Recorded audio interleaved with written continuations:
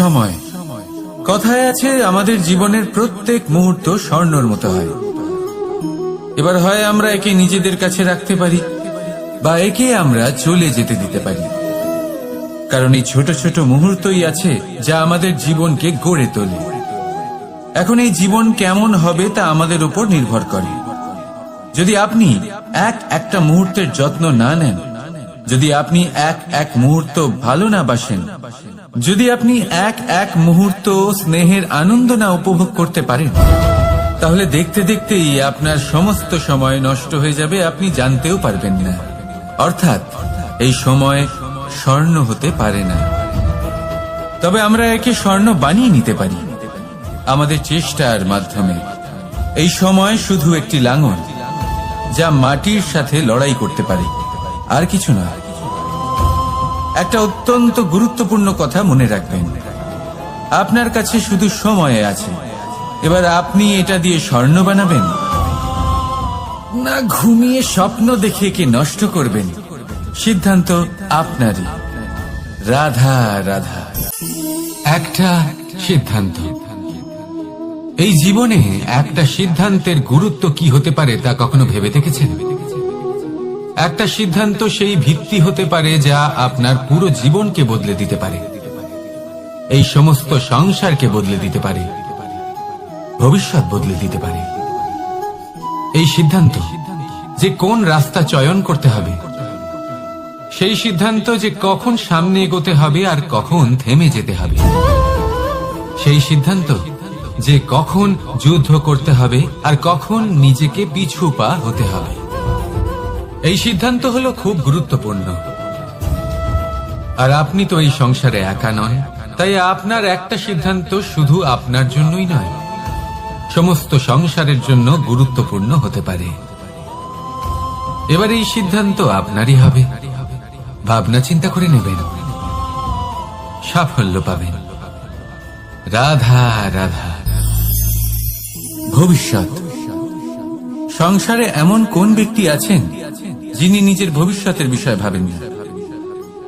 যে কেউ ভাবেন আমার ভবিষ্যৎ কিছু এরকম হবে, আমি ভবিষ্যতে এরকম কিছু একটা করব, এই সুবিধা থাকবে, এই আনন্দ পাবো, ইত্যাদি ইত্যাদি।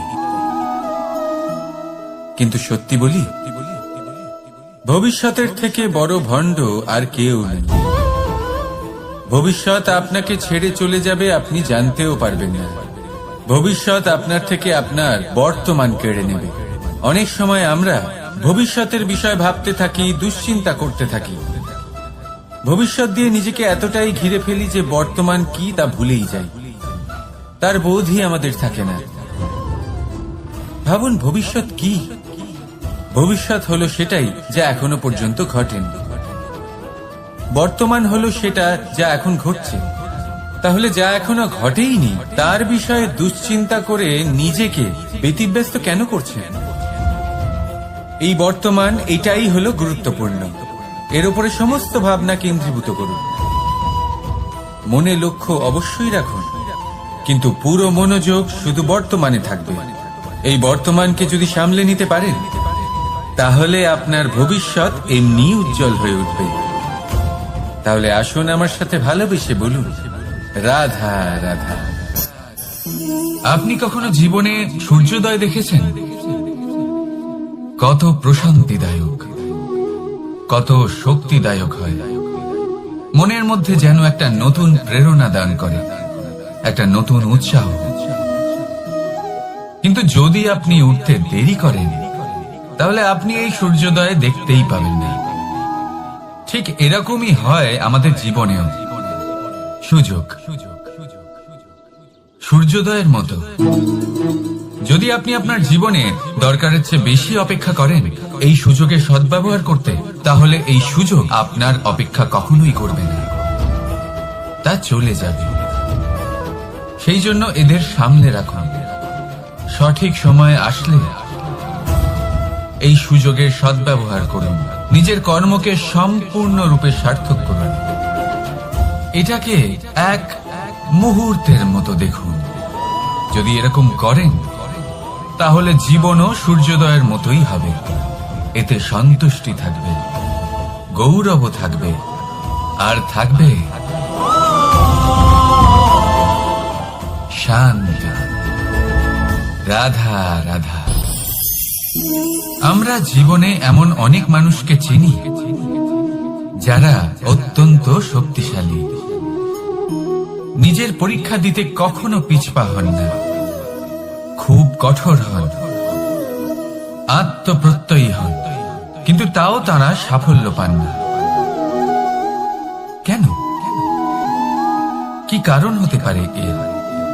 লৌহ মানবের মতো ব্যক্তিত্বের অধিকারী হওয়া সত্ত্বেও তারা সফলতা কেন লাভ করেন না? এবার এটার উত্তর তাদের ব্যক্তিত্বের মধ্যেই লুকিয়ে রয়েছে। লৌহ মানব, লোহা। আপনি কখনো লোহাকে দেখে থাকবেন অত্যন্ত শক্তিশালী, অত্যন্ত কঠিন, কিন্তু শুধু তখনই যখন সেটা শান্ত থাকে, শীতল থাকে। তাকে উত্তপ্ত করুন, তা আর কঠিন থাকবে না। তার উপরে এক চিনতে শিখুন সেই চিন্তাগুলো যা ক্রোধ বাড়িয়ে দেয়, আর সেগুলোকে শেষ করে দিন, নয়তো সেই রাগ আপনার পতন অবশ্যই ঘটাবে। রাধা রাধা। ভগবান প্রত্যেক কঠিন পরিস্থিতিতে এই নামই আছে যা আমাদের উপায় দিয়ে থাকে। ব্যক্তি যান, ভগবানের পুজো করেন, আরাধনা করেন, ব্রত পালন করেন, মন্দিরে যান, পুজো পাঠ করেন, ভগবানকে জাগিয়ে তোলেন, আর তারপর শুরু হয় সমস্ত প্রশ্ন। হে ভগবান, আমার সাথে এরকম কেন হচ্ছে? কেন আমারই জীবনে এত দুঃখ আছে? আমি কিভাবে এর সম্মুখীন হব? আমাকে কেন এত কষ্ট ভোগ করতে হচ্ছে? হে ভগবান, আমি কি করব? আমাকে সাহায্য করুন, কোনো রাস্তা দেখান।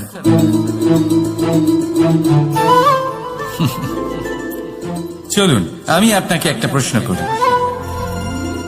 মন্দিরে যাওয়ার চেষ্টা করার আগে আপনি কি জীবনে ততটা চেষ্টা করেছেন যতটা সেই সমস্যাকে দূর করার জন্য দরকার ছিল? দ্বিতীয় প্রশ্ন, ভগবানকে জাগানোর পূর্বে আপনি কি নিজেকে জাগিয়ে তুলেছেন? আপনি কি আলস্য ত্যাগ করেছেন? তৃতীয় প্রশ্ন, ভগবানকে জিজ্ঞাসা করার আগে আপনি কি নিজেকে জিজ্ঞাসা করেছেন যে আমি কেন এত অসফল হচ্ছি? যদি না করে থাকেন তাহলে সবার আগে এটা করুন। আপনি সমস্ত প্রশ্নের উত্তর পাবেন, সমস্ত বিপদের পরিত্রাণ পাবেন। অন্য কোথাও নয়, নিজের ভেতরে তাকিয়ে দেখুন। চেষ্টা করুন নিজেকে জাগিয়ে তোলার।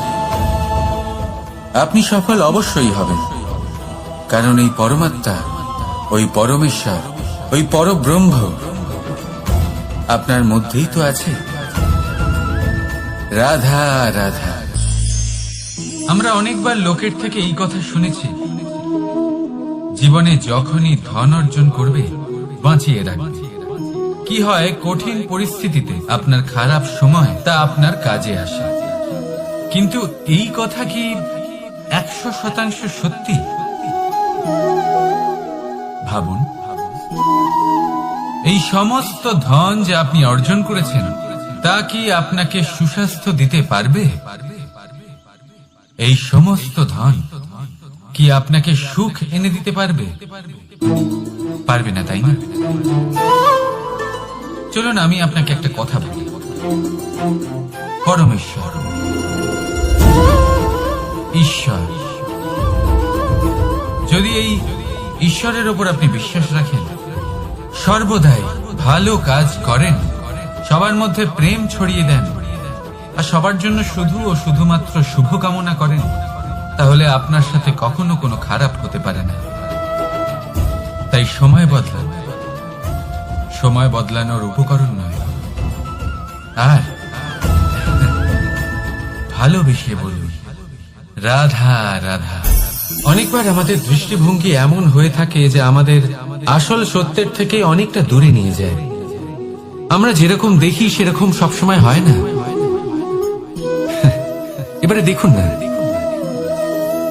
আমরা মানুষেরা আমাদের ভালো লাগে, আমরা কোথাও গেলাম, আমাদের স্বাগত জানানো হলো, আমাদের প্রশংসা করা হলো, কেউ আমাদের দিকে হাসি মুখে তাকালো, আমাদের ভালোবাসলো, আমাদের ভালো লাগে।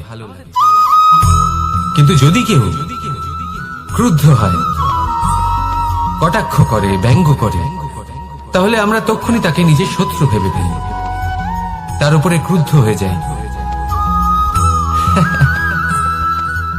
একটা কথা মনে রাখবেন, এই হাসি সবার জন্যই হয়। আপনি তাদেরকেও হাসি উপহার দিতে পারেন যাদের আপনি চেনেন, তাদেরও দিতে পারেন যাদের আপনি চেনেন না, ছোটদের দিতে পারেন, বড়দের দিতে পারেন, সবার জন্যই হলো এই হাসি।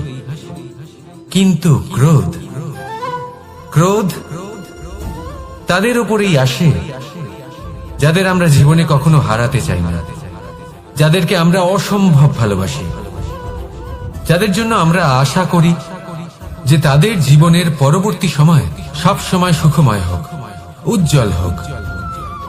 সেই জন্য আপনার জীবনের সমস্ত সেই ব্যক্তি যারা আপনার উপরে ক্রুদ্ধ হন, কটাক্ষ করেন, জরুরি নয় তিনি আপনার শত্রুই হবেন। হতে পারে সে হলো আপনার শুভাকাঙ্ক্ষী, যিনি আপনার শুধুমাত্র ভালোই চান, যিনি আপনার জন্য একটা সুন্দর ভবিষ্যৎ চান। সেই জন্য সব সময় মন দিয়ে অন্যের কথা বোঝার প্রয়াস করুন। আপনি জানতে পারবেন তাদের কর্মের ধর্ম কি হতে পারে, আপনি জানতে পারবেন তাদের ক্রোধের মর্ম কি হতে পারে। রাধা রাধা। জীবনের এই পথে এগোতে এগোতে আমরা কোথাও থেমে যাই, আমরা জানি না কেন। আমরা চেষ্টা করি যেন আমরা সামনে এগোতে পারি, কিন্তু এরকম হয় না। কি কারণ হতে পারে? আসুন আমি আপনাকে বোঝাই। মনে করুন আপনি কোনো রাস্তায় হাঁটছেন, আপনার পা মুচকে গেল, আপনি পায়ে আঘাত পেলেন। এখন এই আঘাত যদি আপনাকে পথ চলতে বাধা দেয়, তখন আপনি থেমে যান। যদি আপনার ভাবনা চিন্তা ক্ষুদ্র হয়, তাহলে আপনি জীবনে কখনোই এগোতে পারবেন না। ভেঙে যাওয়া কলম দিয়ে আপনি কখনো চিঠি লিখতে পারবেন না। ঠিক সেইভাবেই যদি আপনার মনে অন্যের জন্য হিংসা থাকে, তাহলে আপনি আপনার নিজের ভাগ্য লিখতেই পারবেন না। কাজের প্রতি আলস্য আপনাকে কখনো ধনী হতে দেবেই না, আর ধনের প্রতি লোভ তা আপনাকে কখনো মহান হতে দেবে না। ছোট একটা কথা, কিন্তু এ হলো অত্যন্ত গুরুত্বপূর্ণ। ভাবনা চিন্তা অবশ্যই করুন, আর বোঝার চেষ্টা করুন সেটা যা আপনি বুঝতে চান। হতে পারে আপনি এমন কোনো পথ খুঁজে পেলেন যার ফলে আপনি কোনো খারাপ পথে যেতে যেতে থেমে গেলেন, বা আপনি এমন কোনো অর্থ খুঁজে পেলেন যা আপনাকে মহান হবার পথে অগ্রসর করে দিল। রাধা রাধা।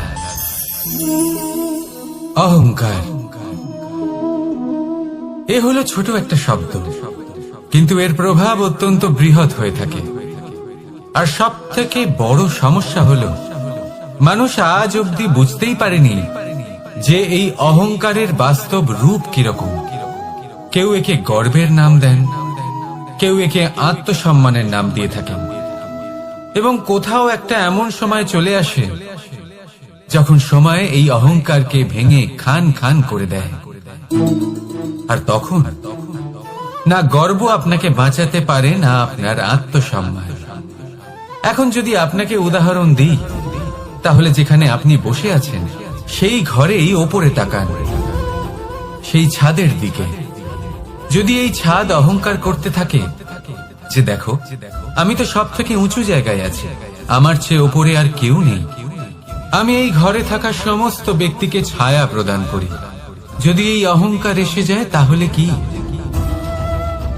একবার ভেবে দেখুন, যদি পরের দিন তার উপর আরো একটা তলা বানিয়ে দেওয়া হয় তাহলে কি? এই ছাদ যার নিজের উঁচু হবার অহংকার ছিল, যে সব থেকে ওপরে ছিল, সে এবার পায়ের তলায় চলে এসেছে। সূর্য যাকে ছাড়া আমাদের জীবন চলতে পারে না, উনি উদিত হন, এটাই হয়ে থাকে। এবং এই কারণে মনে সূর্য কখনো মহান নন বা অহংকার পবিত্র নন পোষণ যে করবেন উনি না। পূর্ব দিক যদি থেকে মনের উদিত হন। মধ্যে কিছু রাখতে উনি চান, এই কারণে মহান তাহলে কারণ প্রেমের উনি ভাব আমাদের রাখুন। সকলকে প্রকাশ স্নেহ প্রদান রাখুন। করেন এবং এই পূর্ব দিক এই অহংকারকে কারণে আপনি যা মহান ইচ্ছে কারণ নাম সেদিক দিন, থেকে গর্ব হোক। সূর্যোদয় হয়। আত্মসম্মান হোক। এবার এর দ্বারা সূর্যাস্ত আপনার হয়ে থাকে কোনোভাবেই কোনো লাভ পশ্চিম হবে দিক না। থেকে, আর তাই বেশিরভাগ মানুষ তাহলে পশ্চিমকে এই অশুভ মনে করেন, অহংকারকে অপবিত্র ত্যাগ মনে করুন। করেন। সেখানেই যদি আমি আর আমার উত্তর সাথে এবং ভালোবেসে দক্ষিণের কথা বলুন, বলি তাহলেও সেই একই ব্যাপার। রাধা রাধা। উত্তর দিকে যদি আমরা কখনো যাত্রা করতে চাই তাহলে আমরা নিঃসংকোচে সময় যথাসম্ভব শ্রেষ্ঠ রাখুন, কারণ আপনার কর্ম শুধু আপনার জন্যই নয়। আপনি যেখানে আছেন, আপনার কুল, আপনার স্থান, আপনার দিশা, এই সবকিছুর ওপর তার প্রভাব পড়বে। তাই সব সময় শুভ কর্ম করুন এবং আমার সাথে ভালোবেসে বলুন, রাধা রাধা। জন বনে, সেই বনের বিষয়ে, সেই পথের বিষয়ে, গাছপালার বিষয়ে, পশুপক্ষীর বিষয়ে আমার যদি কোনো জ্ঞান না থাকে, সেই বনের ক্ষুদ্র থেকে ক্ষুদ্রতর অংশের বিষয়ে যদি আমার কোনো জ্ঞান না থাকে, তাহলে হতেই পারে সেই বনে কোথাও আমি হারিয়ে যাব। হয়তো এমন ভাবে হারিয়ে যাব কোনোদিনও বাইরেই বেরোতে পারবো না। তাই সেই বনের বিষয়ে জ্ঞান লাভ করা আবশ্যক। এটাই হলো শিক্ষা। জীবনে বেশিরভাগ মানুষই কেন অসফল হন? ওনারা একটা লক্ষ্য স্থির করেন, কিন্তু সেই পথের বিষয়ে তারা পর্যাপ্ত জ্ঞান অর্জন করেন না।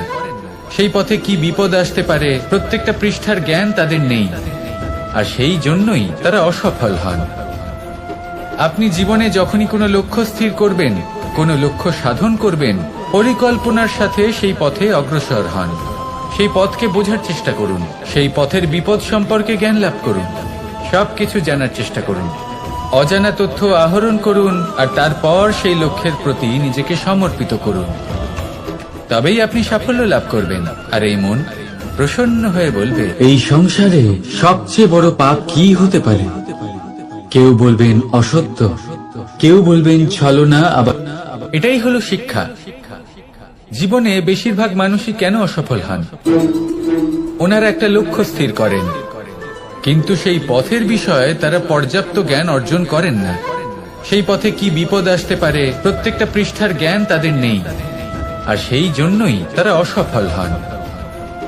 আপনি জীবনে যখনই কোনো লক্ষ্য স্থির করবেন, কোনো লক্ষ্য সাধন করবেন, পরিকল্পনার সাথে সেই পথে অগ্রসর হন। সেই পথকে বোঝার চেষ্টা করুন, সেই পথের বিপদ সম্পর্কে জ্ঞান লাভ করুন, সবকিছু জানার চেষ্টা করুন, অজানা তথ্য আহরণ করুন, আর তারপর সেই লক্ষ্যের প্রতি নিজেকে সমর্পিত করুন। তবেই আপনি সাফল্য লাভ করবেন। আর এই মন প্রসন্ন হয়ে বলবে, এই সংসারে সবচেয়ে বড় পাপ কি হতে পারে? কেউ বলবেন অসত্য, কেউ বলবেন ছলনা, আবার কেউ বলবেন লালসা। না, সংসারে সবচেয়ে বড় পাপ হলো নারী জাতির অসম্মান, নারীর মান ভঙ্গ করা। কারণ এই অপরাধ কেবল নারীর শরীরকেই নয়, বরং তার মন আর আত্মাকেও আহত করে থাকে। তাহলে এবার প্রশ্ন হলো, যে এই অপরাধ করেছে তাকে কি শাস্তি দেওয়া উচিত? কেউ বলবেন শারীরিক যন্ত্রণা, আর কেউ বলবেন মৃত্যুদণ্ড। কিন্তু এই অপরাধের শাস্তি নির্ধারণ করার আগে এটা জানার কি কোনো প্রয়োজন নেই যে অপরাধী আসলে কে? এখন আপনি বলবেন সহজ ব্যাপার, সেই পুরুষ যে নারীর মান ভঙ্গ করেছে।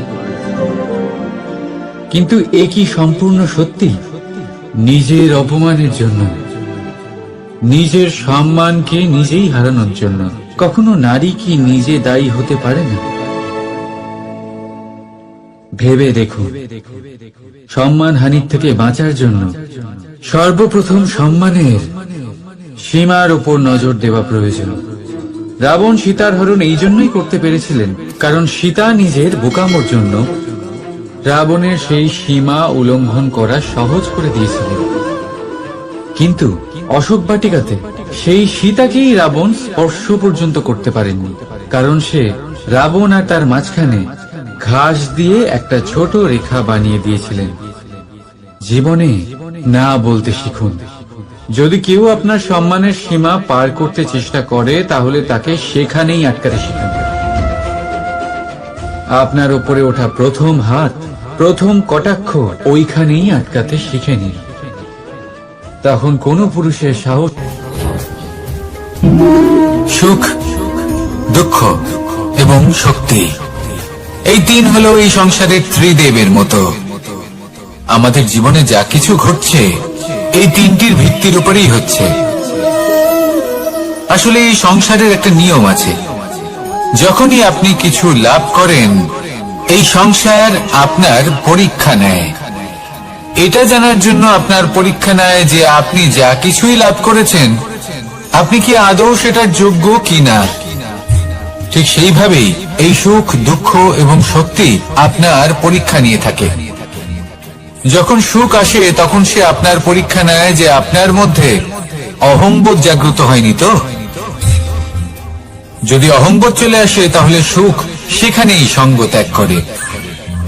দুঃখ আপনার ধৈর্যের পরীক্ষা নিতে থাকে, আর যদি আপনার মধ্যে ধৈর্য না থাকে তাহলে এটা আপনাকে আরো বেশি দুঃখের গভীর অন্ধকারে ঠেলে দেবে। সেখানে শক্তি পরীক্ষা নেয় আপনার বিনম্রতার। যদি আপনি বিনম্র না হন তাহলে হয় এই শক্তি আপনার সঙ্গ ত্যাগ করবে, নয় এই শক্তি বিনম্রতার অভাবে আপনার পতনের কারণ হতে পারে। এই সংসারে যে কোনো ব্যক্তি যিনি এই পরীক্ষায় উত্তীর্ণ হয়ে থাকেন এই জীবনে তিনি সাফল্য লাভ করেন। আসুন আমার সাথে ভালোবেসে বলুন, রাধা রাধা। ভয়ের সাথে আমরা সবাই পরিচিত, কষ্ট আমরা সবাই পেয়েছি। কখনো কখনো আমরা অসুস্থ হয়ে পড়ি, আর এমন সময় হলে মাতার মমতা, কখনো বাবার স্নেহ, কখনো বন্ধুদের পাশে থাকার অনুভূতি আমাদের রোগ নিরাময়ে সাহায্য করে। কখনো যদি আমরা নিরাশ হয়ে পড়ি, তখন যদি আমাদের কোনো আপনজন আমাদের দুটো ভালো কথা বলে তখন আমাদের মনোবল বেড়ে যায়। ঠিক তেমন সংসারের এই রঙ্গমঞ্চে যদি আপনি পীড়িত অনুভব করেন, কিছু শুভ কথা আলোচনা করুন, কিছু স্তুতি গান করুন, কিছু মুহূর্তের জন্য হলেও নিজের ইষ্টদেবের কথা স্মরণ করুন আর প্রার্থনা করুন। সাহস বাড়বে, শক্তিও বৃদ্ধি পাবে এবং সামনে এগিয়ে চলার পথও দেখতে পাবেন। তখন এই মন প্রসন্ন হয়ে বলবে, রাধা রাধা। এই সংসারে কখনো কোনো ব্যক্তিকে তার বাইরের পোশাক দেখে বিচার করার চেষ্টা করবেন না, এটা খুব বড় ভুল করবেন। যেমন আমরা জীবনে অনেক সময় এমন করি, ধরুন কোথাও একটা গাছ দেখলাম, খুব বিশাল আকারের একটা গাছ, যেটা মাটির থেকে অনেক উঁচুতে পৌঁছে গেছে, যার বিশাল শাখা আছে। সেগুলো দেখে আমরা ভাবি যে এই গাছে হয়তো কত সুস্বাদু ফল আছে, আমরা সেই গাছের পরিচর্যা করতে থাকি। আবার অন্যদিকে হলো একটি তৃণ, যেটা মাটি থেকে কিছুটা উঁচুতে পৌঁছেছে, কিন্তু সেই তৃণর নিচে, মাটির নিচেই অত্যন্ত সুস্বাদু ফল বা সবজি জন্ম নেয়, যা আমাদের স্বাস্থ্যের পক্ষে অত্যন্ত উপকারী। সেই জন্য কখনো আবরণ দেখে কাউকে বিচার করতে চেষ্টা করবেন না। তার বদলে এটা বোঝার চেষ্টা করুন যে আপনার সামনে যে ব্যক্তি আছে বা বস্তু আছে তার বিশেষত্ব কি। যদি এই বিশেষত্ব বোঝার ক্ষমতা আপনি অর্জন করেন, যদি এই শিল্প আপনি নিজের ভেতরে জাগ্রত করেন, তাহলে এই সংসারে বিশেষত্ব কি সেটা আপনি জানতে পারবেন। আর এই সমস্ত খেলা দৃষ্টি থেকে নয়, দৃষ্টিভঙ্গি থেকে জন্ম নেয়। দৃষ্টিভঙ্গি সবসময় শুভ রাখুন আর আমার সাথে ভালোবেসে বলুন, রাধা রাধা। লোকে বলে মানুষ নিজের ভবিষ্যৎ জন্ম থেকেই লিখিয়ে আনে, অর্থাৎ এখানে এই কপালে। ভাগ্য দেবতা আমাদের সমস্ত উত্থান, সমস্ত পতনের হিসেব সবটা লিখে দেন। কিন্তু কপালে কেন, পায়ে নয় কেন? যদি পায়ে লেখা হয় তাহলে আমরা পড়তে পারবো, যদি কপালে লেখা হয় আমরা ছাড়া বাকি সবাই পড়তে পারবে।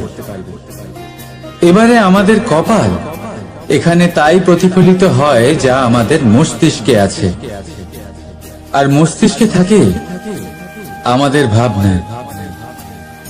তাই এই ভাবনার ধনাত্মক হওয়া অত্যন্ত জরুরি।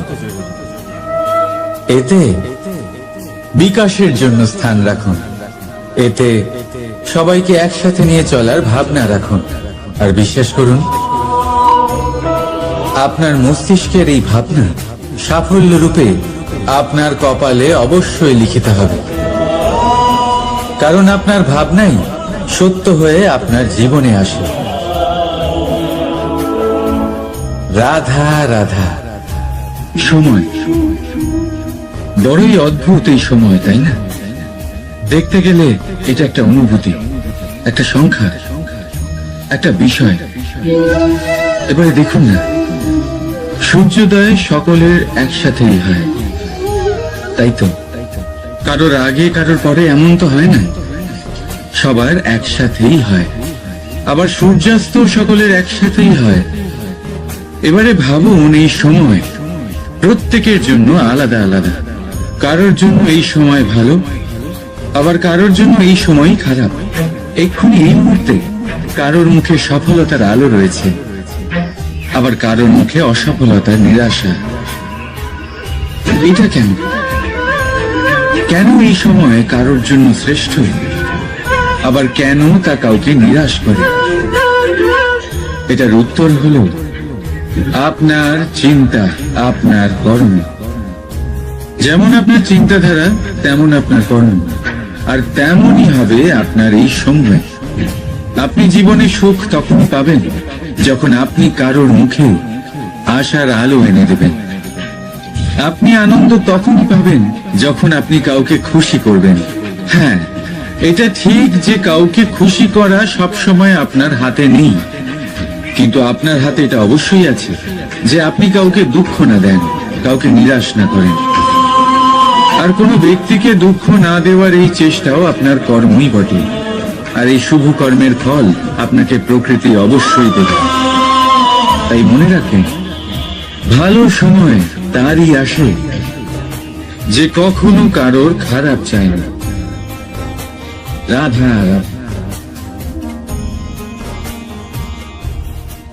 লোকে আমাকে সবসময় জিজ্ঞেস করে যে কানাই, এখন তুমি বড় হয়ে গেছো, এই বাচ্চাদের সাথে থেকে তুমি সবসময় দুষ্টুমি করো কেন? তুমি বড় হয়ে গেছো, বড়দের মতো থাকো। বেশিরভাগ লোকে এটা বুঝতে পারে না, ভাবে উনি তো ভগবান, ভগবানের মতো গম্ভীর নয় কেন? এবারে আমি কি করে বোঝাবো সবাইকে যে আমার ভগবান হওয়ার পিছনে যে সবচেয়ে বড় রহস্য, তা হলো এই বাচ্চারাই। আমার শক্তি কোথা থেকে আসে? সমস্ত সমস্যার সমাধান করার শক্তি এই বাচ্চাদের থেকেই তো আসে। জীবনে বাঁচার শক্তি, সংসারকে প্রেম শেখাবার শক্তি এই বাচ্চাদের থেকেই আসে। কারণ বাচ্চাদের থেকে বড় কোনো ভগবান হয় না। এবারে দেখুন না, পুরাণ আর বেদের কোনো জ্ঞান নেই ওদের, কিন্তু খুব ভালোভাবেই জানে যে একজন উদাস ব্যক্তির মন কি করে ভোলানো যায়, কি করে তাকে আনন্দ দেওয়া যায়। আর এই এক বিশাল ব্যাপার। কোনো ন্যায়, কোনো নীতির জ্ঞান নেই ওদের, কোনো ভেদাভেদ করতে জানে না। কিন্তু এটা অবশ্যই জানে একজন একা অজানা ব্যক্তিকে নিজের দলের সদস্য কি করে বানাতে হয়, কি করে তাকে আপন করতে হয়। আর এই এক বড় ব্যাপার। এই বাচ্চাদের থেকে অনেক কিছু শেখার আছে। তাই আপনারাও নিজেদের জীবনে গম্ভীর হওয়ার চেষ্টা কখনোই করবেন না। আর যদি করেন তাহলে এই সংসার খুবই নিরস লাগবে আপনার। আপনিও বাচ্চাদের মতো নিষ্পাপ থাকুন আর নিজেকে আনন্দে রাখুন। লাভ আর ক্ষতির ঊর্ধ্বে গিয়ে সম্পর্ককে দেখুন। জ্ঞান অর্জন করার পরিবর্তে ভালোবেসে সম্পর্ক পালন করুন। আপনি নিজেই বুঝে যাবেন যে এই সংসার কতটা সুন্দর। রাধা রাধা। মানুষ জন্ম নেয়, আর জন্ম নিলেই তার জীবনযাত্রা শুরু হয়ে যায়। তারপর সে পরিশ্রম করে, লড়াই করে, আর সে তার ফল অবশ্যই পায়। সেই নিজের জীবনযাত্রা নিজেই সাজায়। তার জীবনে ভয় ততক্ষণ প্রবেশ করে না যতক্ষণ না সে জীবনে কিছু অর্জন করে। একবার সে কিছু পেয়ে গেলে তারপরে সেটা হারিয়ে যাওয়ার ভয় মনের মধ্যে জন্ম নেয়। তারপর সে ভাগ্য, জ্যোতিষ, ভবিষ্যৎ এই সব দেখতে ব্যস্ত হয়ে পড়ে। আমি আপনাকে একটা প্রশ্ন করছি, আপনি যখন এই সংসারে এসেছিলেন কি নিয়ে এসেছিলেন যে আপনি হারাবেন? কিছুই না। আপনার বশে আপনার জীবনের সেই মুহূর্তই আছে যা আপনার হাতে আছে, অন্য কিছুই নয়। আপনার হাতে আছে আপনার কর্ম। যে জীবনে দুর্ভাগ্যে হতাশ হয় না, যে অসফলতার জন্য ভেঙে পড়ে না, সেই এই জীবনে বিজয়ী হয়। বলুন, যখন আপনার জীবনে কিছুই ছিল না, কি করেছিলেন? পরিশ্রম করেছিলেন, লড়াই করেছিলেন, আর সেই সব কিছু পেয়েছেন যা পেতে চেয়েছিলেন। তাহলে আজ সব পাওয়ার পর ভয় কিসের? সেই সব জিনিস কি আপনাকে পরিশ্রম করার থেকে আটকায়? না। সেই জন্য নিজের হাতের রেখায় কখনো নিজের পথ খুঁজবেন না, কারণ এই সংসারে যাদের হাতই নেই তারাও নিশ্চিতভাবে তাদের নিজের পথ নিজেই বানিয়ে নেয়। তাহলে আপনার কি নিয়ে চিন্তা? রাধা রাধা।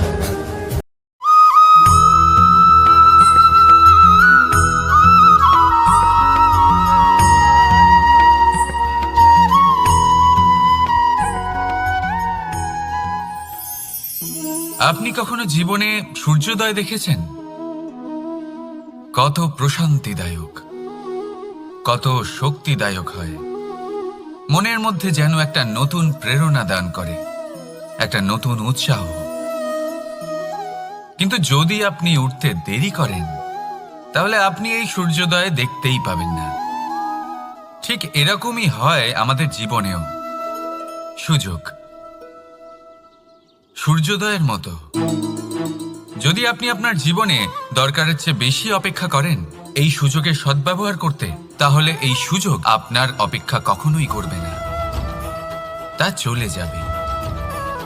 সেই জন্য এদের সামলে রাখুন।